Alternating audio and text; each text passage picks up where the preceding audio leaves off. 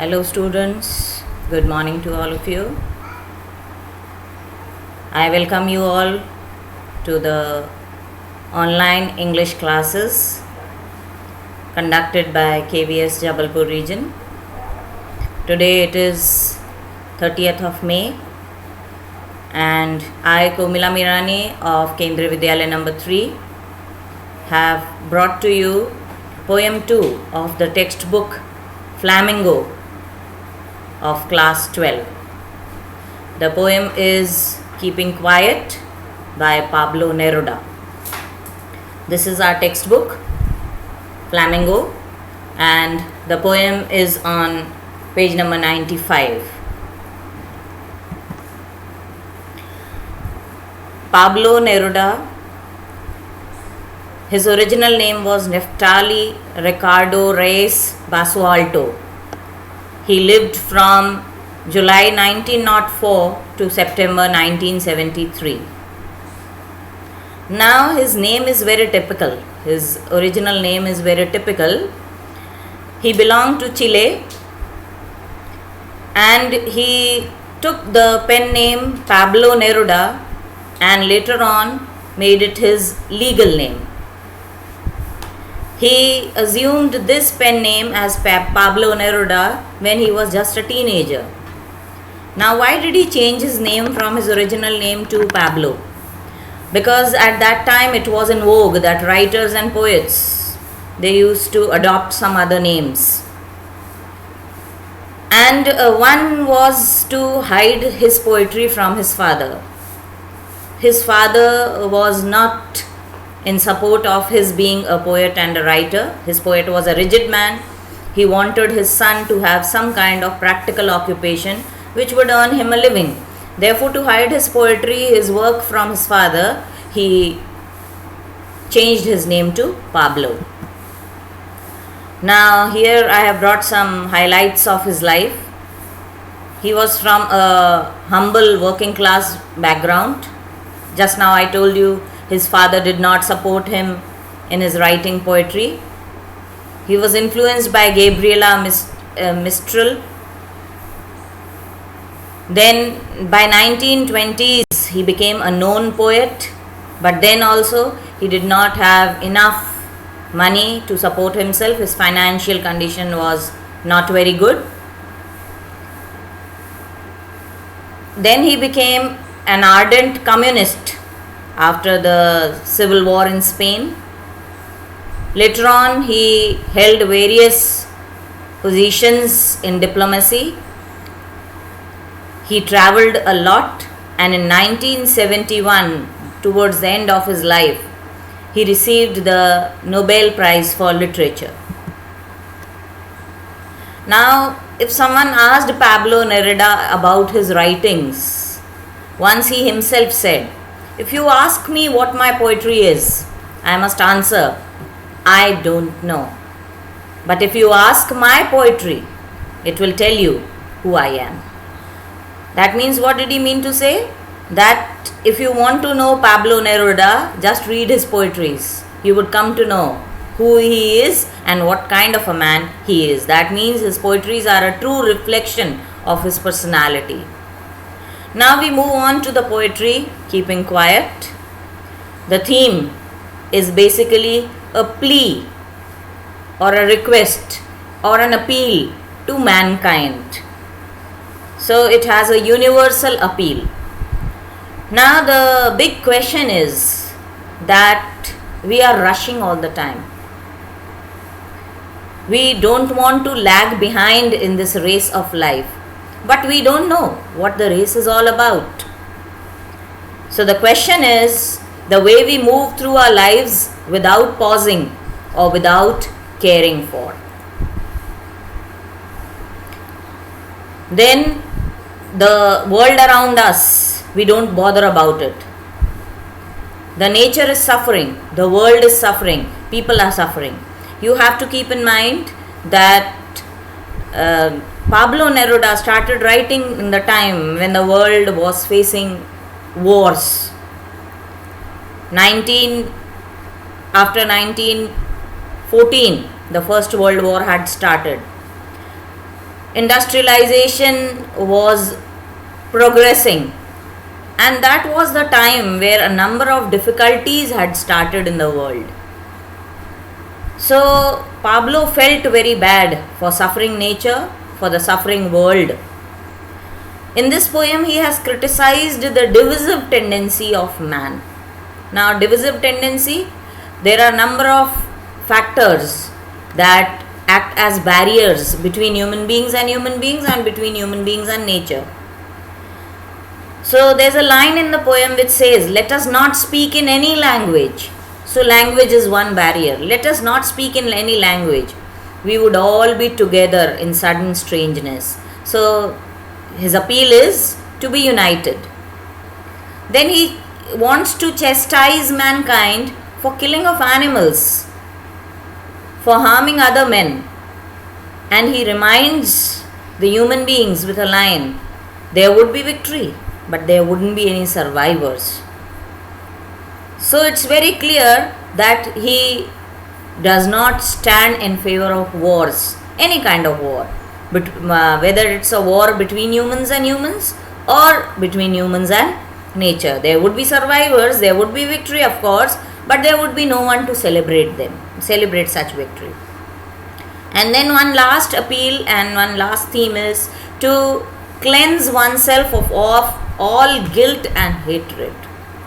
If we are able to introspect, if we are able to analyze ourselves, if we are able to know that why are we rushing, why don't we stay quiet for some time, why don't we want peace, then we'll realize that we all are guilty in some or other way. There's hatred inside our minds, inside our hearts, which is harming us all the time. So the poet has used a line, put on clean clothes and walk about with their brothers. So clean clothes means it's not merely wearing clothes which cleanses our minds and hearts. Put on clean clothes means remove all kinds of guilt. Be actually, sinless and walk about with their brothers. Means consider the world, the people in the world as your brethren. Now, what's the purpose of writing this poetry?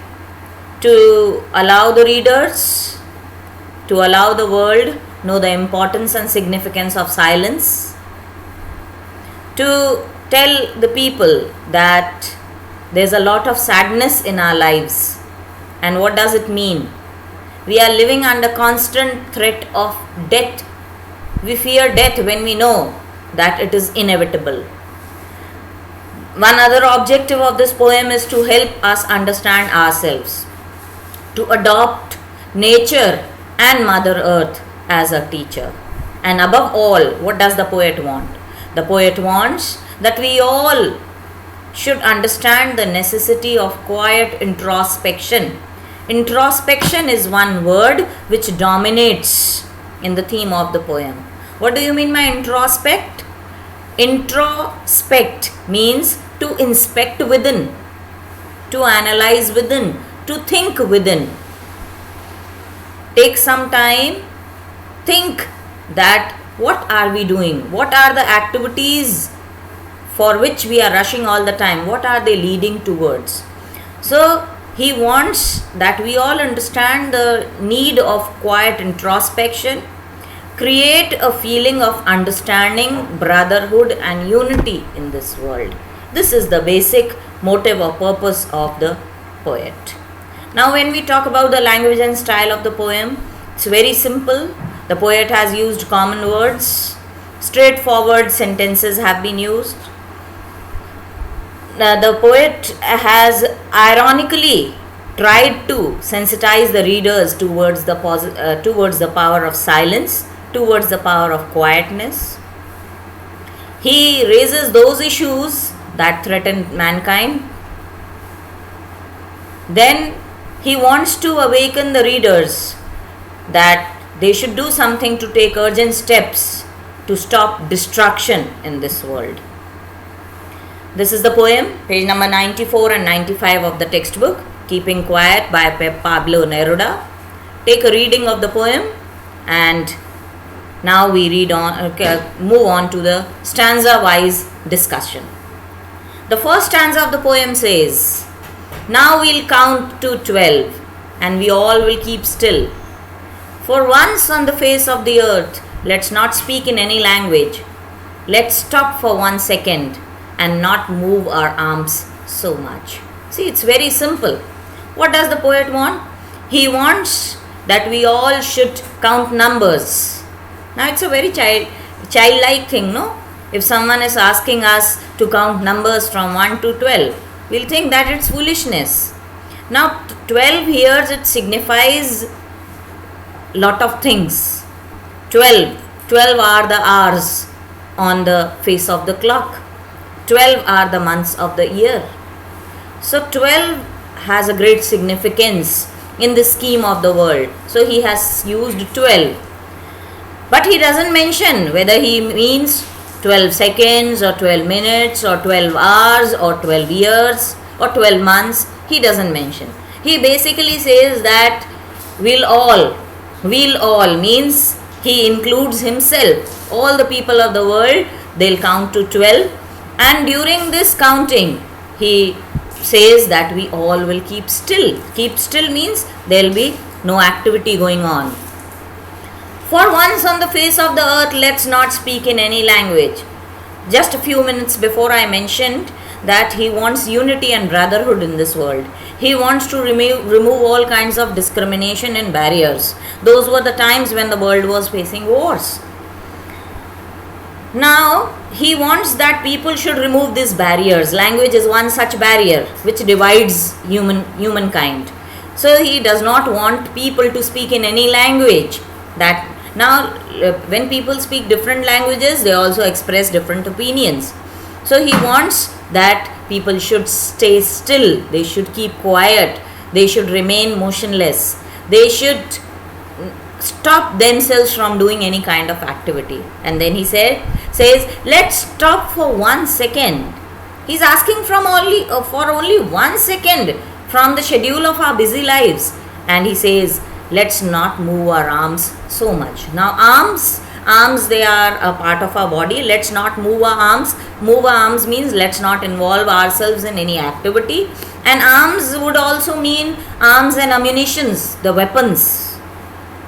So he does not want human beings to either move their arms, means parts of their body, means he wants us to keep still.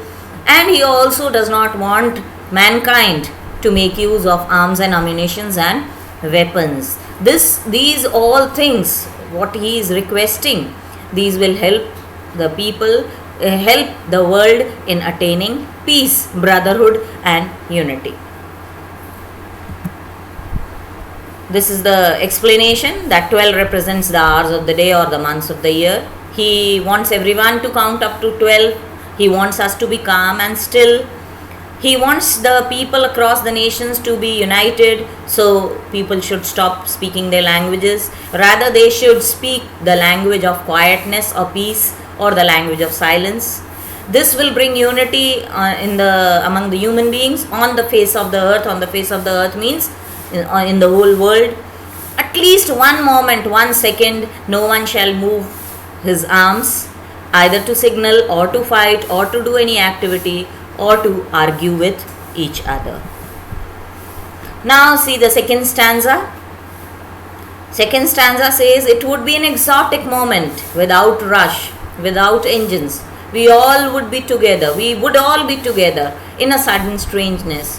Fishermen in the cold sea would not harm whales, and the man gathering salt would look at his hurt hands. It would be an exotic moment. Exotic means rare, unusual, unique, without rush, without engines. Now those few moments when we would keep quiet, there would be no rush, no movement, no engines. Now what do we mean by engines? Means the machines. The machines would also stop during those some moments. People would be together, but it would be strangeness. Strangeness means the world has not seen such a moment till now. So it would be sudden strangeness. Means people would be together, but they would not be, they would not be in any kind of association or contact with each other. There would be only force that would be binding them, and that would be peace and silence. Now he has taken some examples. What all does he want to keep still? He says that the fishermen in the cold sea, they would not harm the whales. The man gathering salt would look at his hurt hands. He has taken examples from the world of nature, the activities that go on in this world, but he has taken the simplest of the activities, the simplest of the man, who are not actually harming the world by doing something really very bad. Fishermen. Now fishermen are people who just sit by the sea, who sit by the water, and they keep on catching fish. So they are not making noise, they are not rushing, they are not competing, they are not actually in the race of earning money or harming each other. But what are they doing? They are harming nature. So he wants the fishermen in the cold sea. Now cold sea, this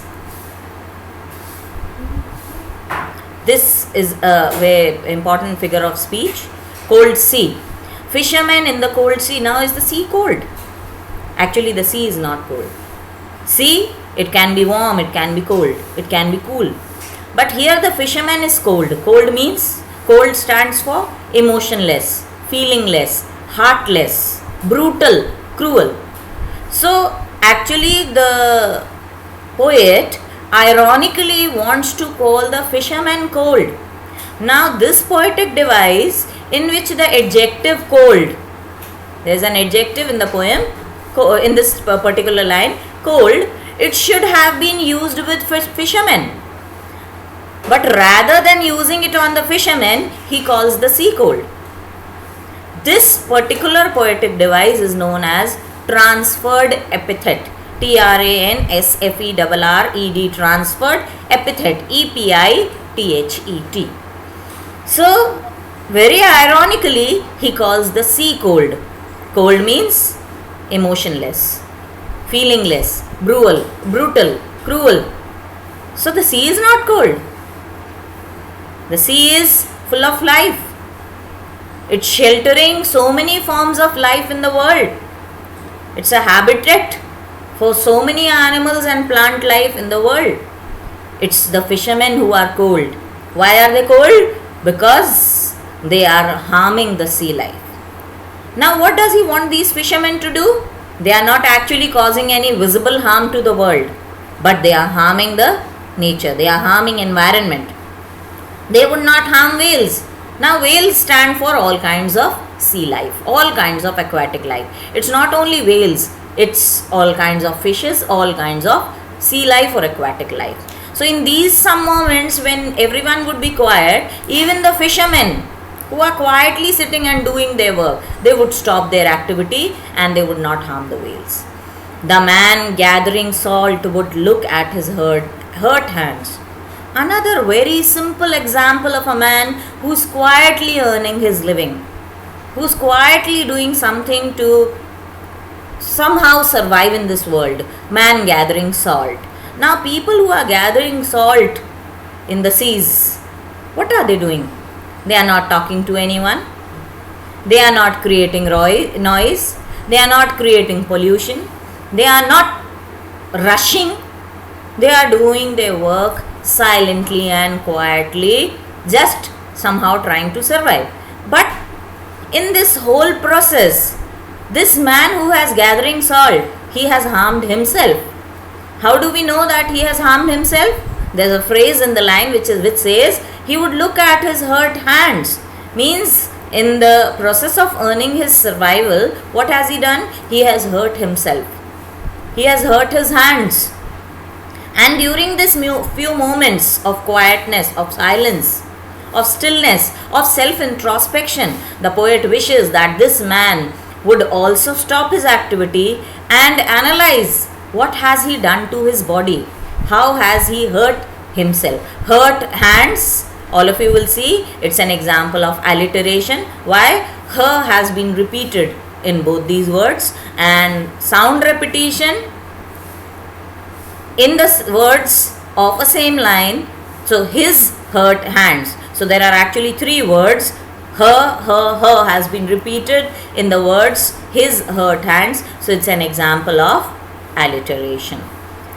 Is it okay? So what does the poet want in the second stanza? He wants this unique moment to be without rush, without engines, all would be together, or there would be strangeness. Fishermen, even the fishermen would stop their work. Then the man gathering salt would stop his work. Now we go on to the next stanza.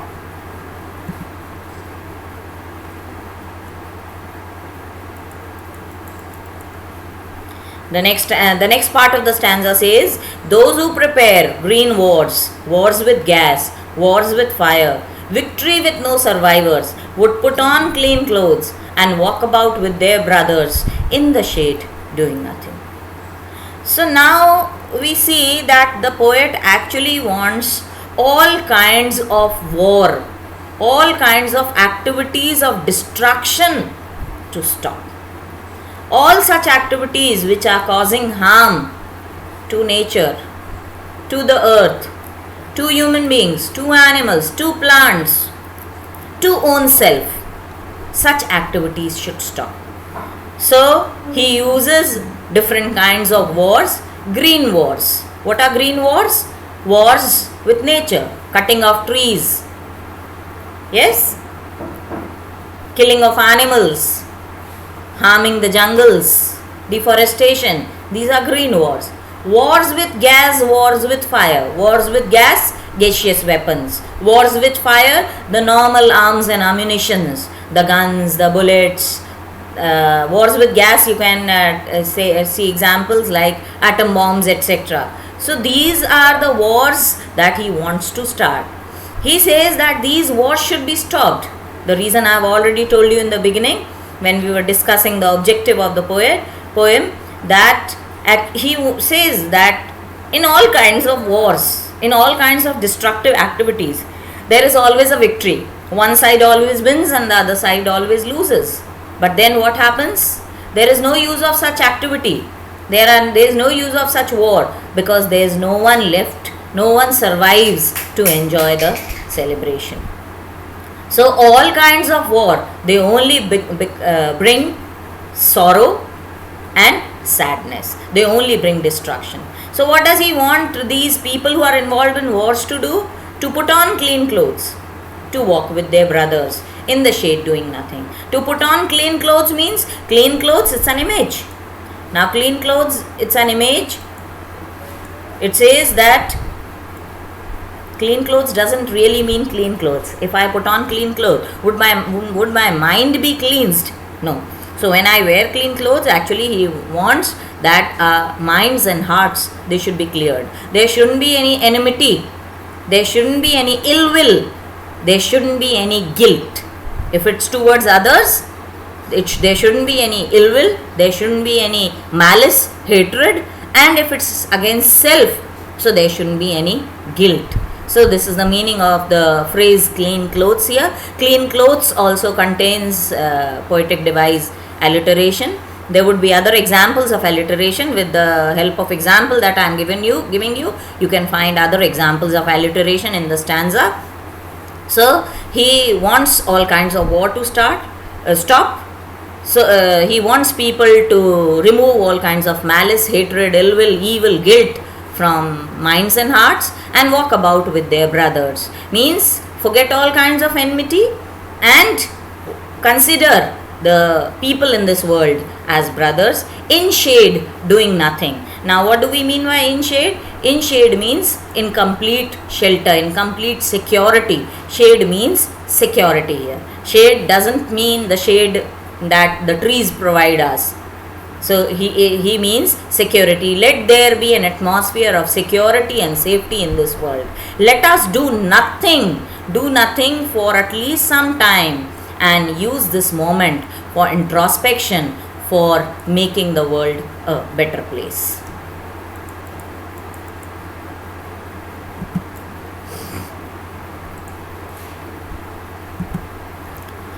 Now these are some images that I have brought you related to these stanzas. We can see wars with weapons, wars with fire. Yes, so let's all remove all these things, get over with all these things from the world. Quick recap of the stanza: that people have been exploiting nature through deforestation, mining, fishing. Soldiers use weapons to kill fellow human beings. All should stop activities. They should take some time to introspect into the consequences of such activities. Why are they doing this? Just to finish their job? Or there is some other motive behind this? So finally we'll find that there is no serious motive. All activities are useless. He wants people to wear new clothes, that is, to adopt new approach towards life, to realize that killing, harming nature is not victory. He wants all the people to be united as one, consider enemies to be brethren. He wants to promote brotherhood, peace, unity in this world. Now, next stanza we'll come to know that the poet is explaining his motive. He knows that we human beings of this world, we are mad about rush and progress and competition. We do not want to stop. We think that if we stop even for a few moments, our progress will also stop. Civilization will not move forward. Civilizations will not progress. So when we listen to the appeal of the poet, there would be many people who would be confused, who would say that this poet is mad. So he says that what I want should not be confused with total inactivity. Life is what it is about. I want no truck with death. So the poet says that we should not misunderstand him. We should take the right meaning of what he says. He says that he doesn't want total inactivity in this world. Essential activities would of course continue. If someone asks us to stop, can we stop breathing? No, of course not. Can the metabolic activities inside our body stop? Of course not. Would the movements inside the earth stop? Would the essential activities that are going on in nature would stop? Of course not. They are beyond our control. So these essential activities will continue. And one more activity that would continue, that is contemplation, introspection, thinking within, self-analysis. It shouldn't stop. The creative activities, that is the most important creative activity in this world, is thinking, the thought process. It shouldn't stop.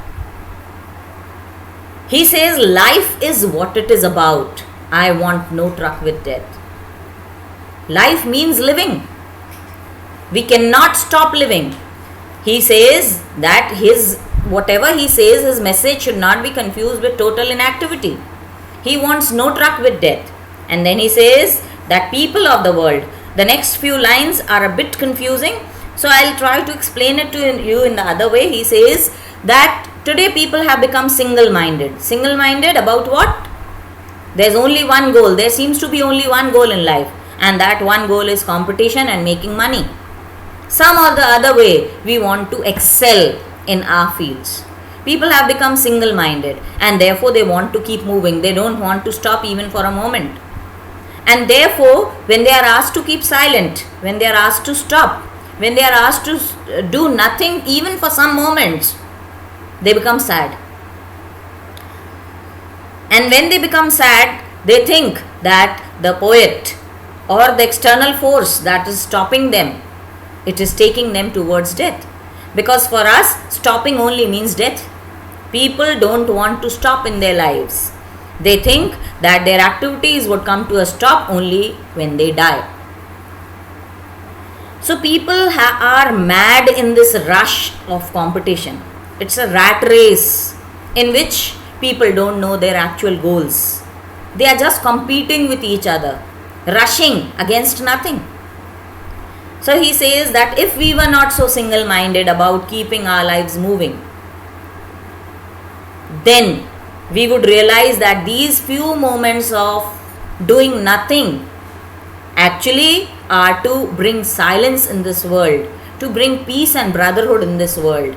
And then we would realize that there is no sadness in this huge silence. Actually, we don't try to understand ourselves. And when we don't understand ourselves, we always keep threatening ourselves with death. So he wants all of us to make self-analysis, to introspect, to think, and not to be threatened by things like death. Take some moments for ourselves, for nature, for earth, for humankind, and bring peace, harmony, unity, brotherhood in this world. Now this is the explanation, you can go through it. The final message is that by keeping quiet, we'll be able to understand the true purpose of life. The last stanza of the poem. Perhaps the earth can teach us, as when everything seems to be dead and later proves to be alive. Now I'll count up to 12 and you keep quiet and I'll go. The last stanza carries a powerful message. He has been trying to explain to us through the lines what he wants. He has been trying to convince us. In the beginning he says, now we'll all count to 12. It would be an exotic moment. He wants silence. He wants harmful activities to stop. He does not want us to misunderstand his concept of silence. And in the last stanza, again he gives us a big example. He says that this earth is a teacher. What does it teach us? That everything seems to be dead, but later on it proves to be alive. Now there are many phenomena in this world which teach us this thing. Like the surface of the earth. All the time it seems to be calm. But what's happening? All of us know that the earth is in continuous rotation and revolution. Does it ever stop? No. Essential activities never stop. Rotation and revolution continue. The movement of the tectonic plates within, the currents within, they continue. Take another example from the world of nature, from earth itself. When it's winters, especially in countries where there's a lot of snow, what happens? The surface seems to be dead. Everything is covered with snow. The trees have no leaves on them. They are covered with snow. Animals are hibernating. The nature is sleeping. But as soon as this winter goes away, what happens? Spring comes. Spring comes and everything springs back to life. There is revival. New buds, new sprouts, new fruits, animals, everything they come back to life. So the earth says that everything seems to, the poet says that everything seems to be dead on the earth, but later on proves to be alive. You can take example the surface of an ocean or sea. The waters seem to be very quiet, but are they actually quiet? No, the wave motion is going on inside. It's only when there is disturbance from within the surface of the waters, they show some kind of movement. Otherwise, they seem to be visibly very quiet. Another example is of a seed. You sow a seed or you bury a seed, or a seed is itself buried inside the soil. It lies there dead, maybe for months, especially during the winters. The seeds, they lie dead inside the soil, deep inside the soil, dead. They do not exist in this world. And as soon as the winter goes away, as soon as it is time for them to be born, they take the form of new saplings, new sprouts, and they come to earth and they are a source of life.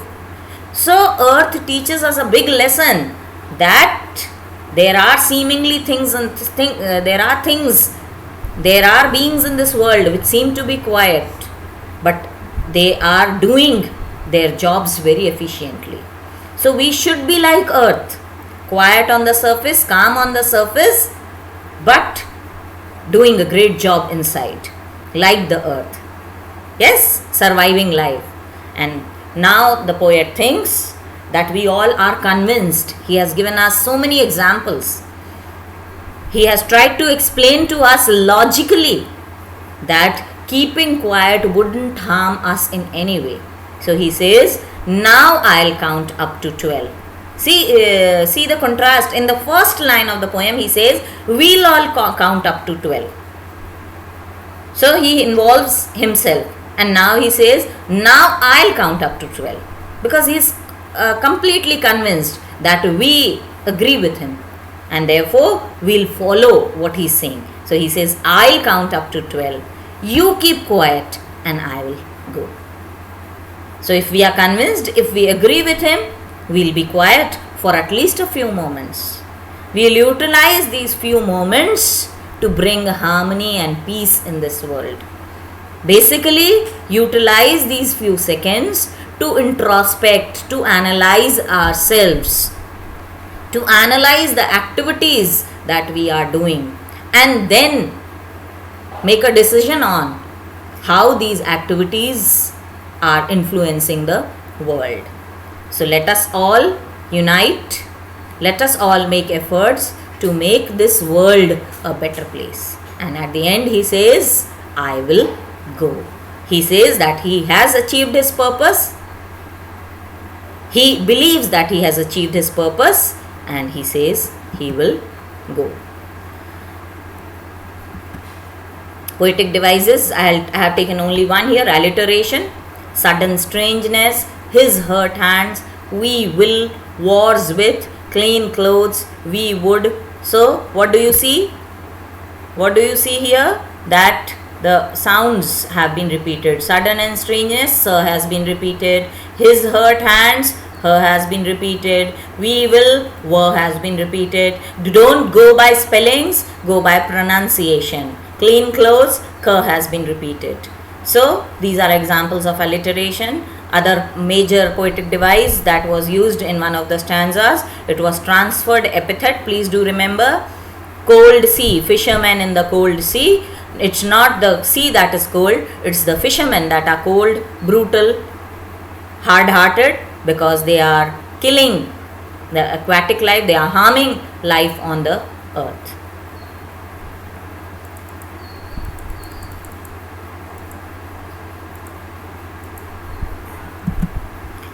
Okay, thank you all. Go through the poem once again and try to prepare questions from the extracts and solve them in your notebooks. Thank you all.